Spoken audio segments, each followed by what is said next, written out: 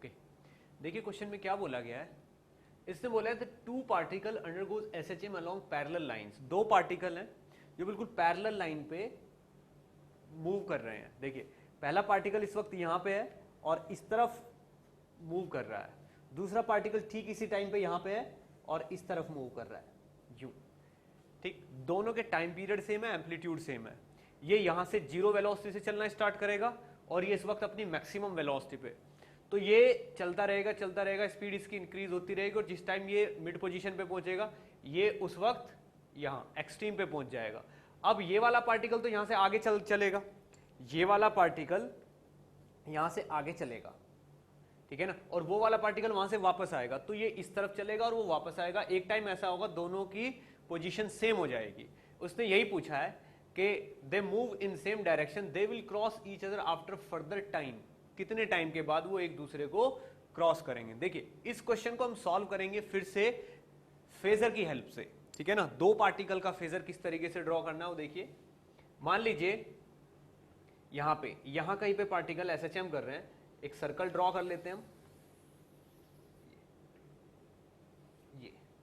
ये एक फेजर के लिए मैंने एक सर्कल ड्रॉ कर लिया।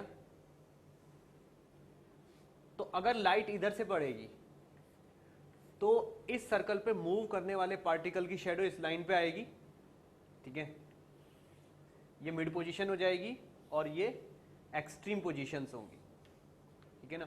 आप देखिए अगर मैं दो पार्टिकल लेता हूं, एक पार्टिकल इस वक्त मिड पोजीशन पे और उस तरफ जा रहा है, यानी कि एक पार्टिकल यहां पे होगा और इस तरफ चल रहा होगा इस वक्त, तो इसकी शेडो कहां बनेगी, यहां पे और इस तरफ चलते हुए, ठीक है। दूसरा पार्टिकल देखिए यहां पे, यानी कि दूसरा पार्टिकल इस वक्त यहां पे होगा और वो इस तरफ चल रहा होगा, तो इसकी शेडो होगी यहां पे। अब कितने टाइम के बाद दोनों पार्टिकल की शेडो एक दूसरे को क्रॉस करेगी। अब आप देखिए सेम स्पीड से ये ऐसे चल रहा है, वो ऐसे चल रहा है, तो ये वाली शेडो उस तरफ जाएगी, ये वाली शेडो भी इसी तरफ जाएगी। एक टाइम ऐसा आएगा जब दोनों की शेडो एक दूसरे के ऊपर आ जाएगी। आप देखिए दोनों के बीच में फेज का डिफरेंस कितना है, 90 डिग्री, और ये 90 डिग्री हमेशा इतना ही रहेगा इनके बीच में। तो दोनों पार्टिकल ऐसे हैं, यूं चलते रहेंगे। एक टाइम ऐसा आएगा कि दोनों पार्टिकल की शेडो एक दूसरे के ऊपर आ जाएगी।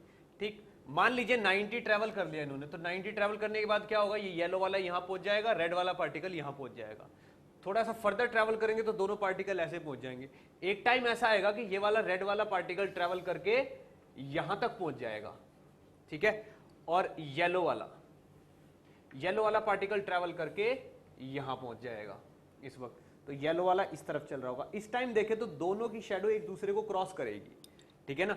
येलो वाला पार्टिकल, ठीक है, रेड वाला पार्टिकल उस तरफ चलते हुए दिखेगा आपको, और येलो वाला पार्टिकल आपको इस तरफ चलते हुए दिखाई देगा यहां पे, ठीक है ना। तो आप देखिए रेड वाले ने कितना ट्रेवल किया, रेड वाले ने ट्रेवल किया इतना, और चूंकि दोनों की एंगुलर स्पीड सब कुछ सेम है, तो आप अगर येलो वाले से कैलकुलेशन करना चाहो तो येलो वाले ने भी इतना ही ट्रेवल किया। कितना होगा, अब ये कॉमन सेंस से पता चलता है, ये 45 डिग्री होना है, ठीक है ना, क्योंकि दोनों ने सेम ट्रेवल किया है।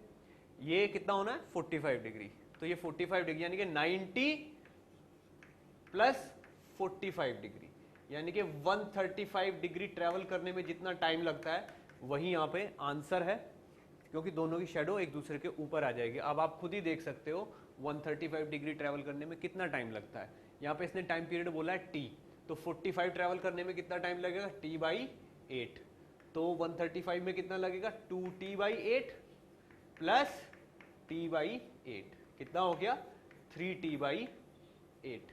3t/8 अगर यहाँ पे आंसर है तो यहाँ पे ऑप्शन बी जो है वो करेक्ट हो जाएगा आपका। अगर बी ऑप्शन यहाँ पे करेक्ट है तो ये आपका आंसर है।